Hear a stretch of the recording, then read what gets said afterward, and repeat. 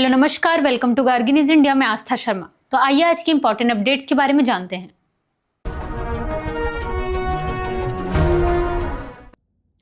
शिवसेना सांसद संजय राउत ने बीजेपी नेता अन्नामलाई के मुंबई पर दिए बयान को अपमानजनक बताते हुए कड़ी निंदा की।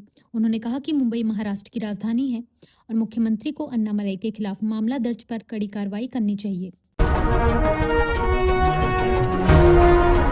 शिवसेना नेता आदित्य ठाकरे ने आरोप लगाया कि भारतीय जनता पार्टी की नीतियों के कारण मुंबई में मराठियों के खिलाफ घेटोकरण बढ़ रहा है। उन्होंने कहा कि बीजेपी बांग्लादेशी घुसपैठियों के मुद्दे पर राजनीति कर रही है और यह भगवान राम की भूमि तपोवन में रावण के रास्ते पर चलने जैसा है।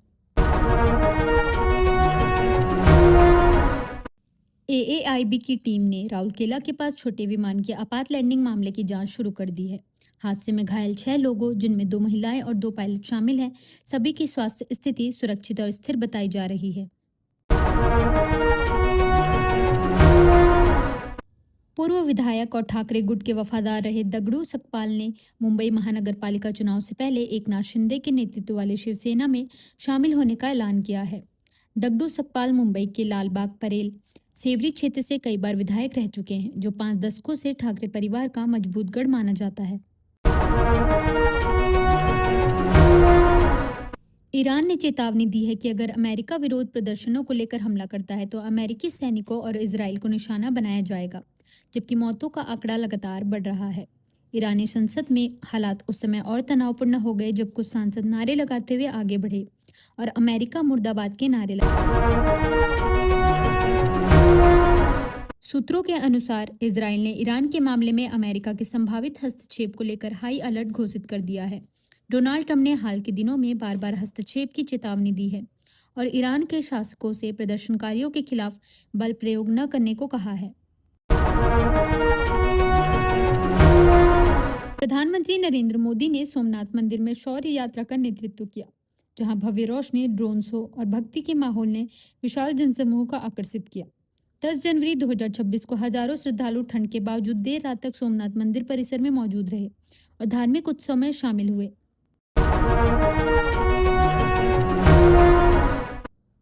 भारतीय जनता पार्टी ने आरोप लगाया है कि इंडिया गठबंधन एसआईआर को लेकर विरोधाभासी रुख अपना रहा है।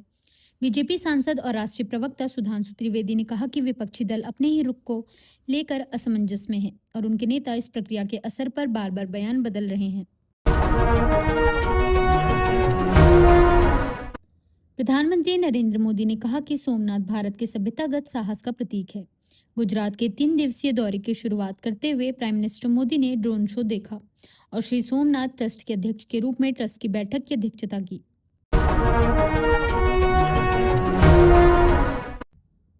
रक्षा सचिव राजेश कुमार सिंह ने कहा कि भारत की रणनीतिक स्वायत्तता के लिए रक्षा क्षेत्र में आत्मनिर्भरता बेहद जरूरी है। उन्होंने कहा कि बदलती वैश्विक आपूर्ति श्रृंखलाएं और तेजी से उभरती नई तकनीकें भारत के रक्षा क्षेत्र के लिए चुनौतियों के साथ साथ अभूतपूर्व अवसर भी लेकर आ रही है।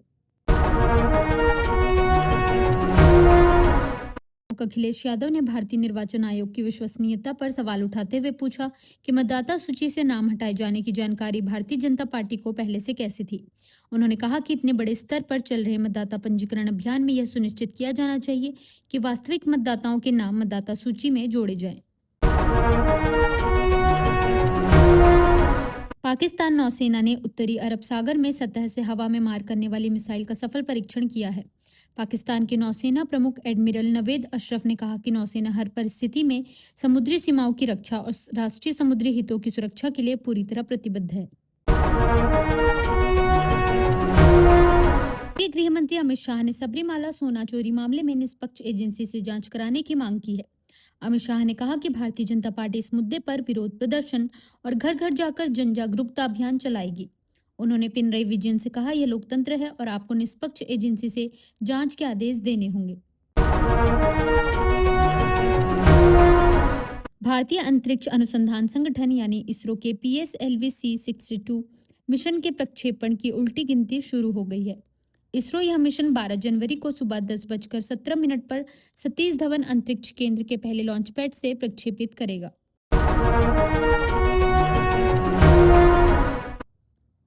भारत के मुख्य न्यायाधीश ने कहा कि नई बुनियादी ढांचा परियोजनाओं का विरोध व्यक्तिगत हितों के आधार पर नहीं किया जा सकता। यह टिप्पणी गुवाहाटी हाईकोर्ट बार एसोसिएशन द्वारा हाईकोर्ट परिसर को ब्रह्मपुत्र के उत्तरी तट पर स्थानांतरित करने के विरोध के संदर्भ में की गई। ईरान में जारी विरोध प्रदर्शनों के बीच राष्ट्रपति मसूद पेजेस्कियान ने आरोप लगाया है कि इन कथित दंगों के पीछे अमेरिका और इजराइल का हाथ है।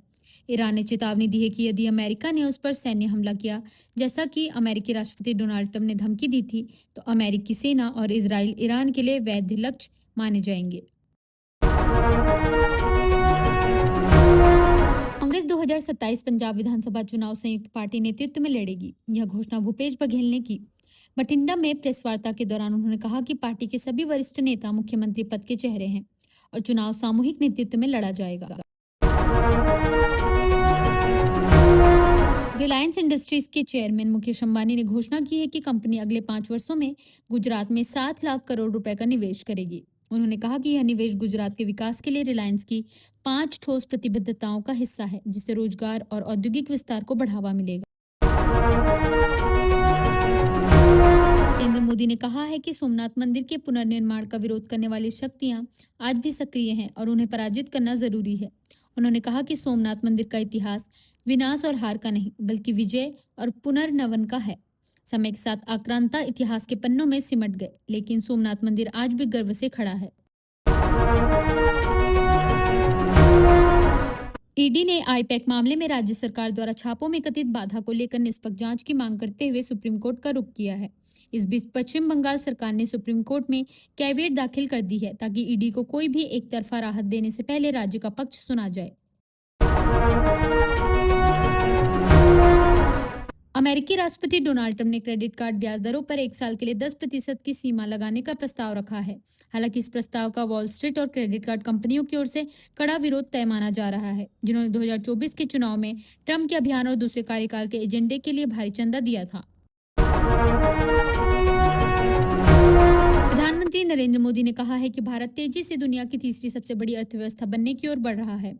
उन्होंने कहा कि वैश्विक अनिश्चितता के दौर में भारत में स्थिरता दिखाई दे रही है और देश में राजनीतिक स्थिरता आर्थिक विकास की मजबूत नींव बनी हुई है।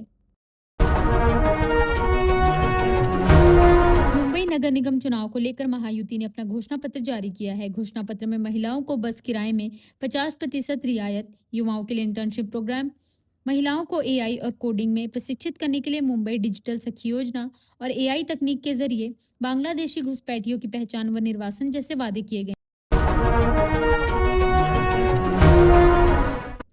यूएस ट्रेजरी सचिव स्कॉट बेसेंट ने कहा है कि अमेरिका वेनेजुएला पर लगाए गए और प्रतिबंधों को जल्द ही हटा सकता है, संभवतः अगले सप्ताह से, ताकि वहां के तेल की बिक्री और आर्थिक पुनर्निर्माण को बढ़ावा दिया जा सके। जल प्रदूषण की त्रासदी के बाद मध्य प्रदेश के मुख्यमंत्री ने राज्य के सभी इलाकों में सुरक्षित पेयजल आपूर्ति सुनिश्चित करने के आदेश दिए हैं। इस बीच कांग्रेस ने जिस क्षेत्र में यह घटना हुई, उसके विधायक और शहरी विकास मंत्री कैलाश विजयवर्गीय के इस्तीफे की मांग की है। तो ये थी आज की बड़ी खबरें। बने रहिए गार्गी न्यूज इंडिया के साथ। मैं आस्था शर्मा, धन्यवाद।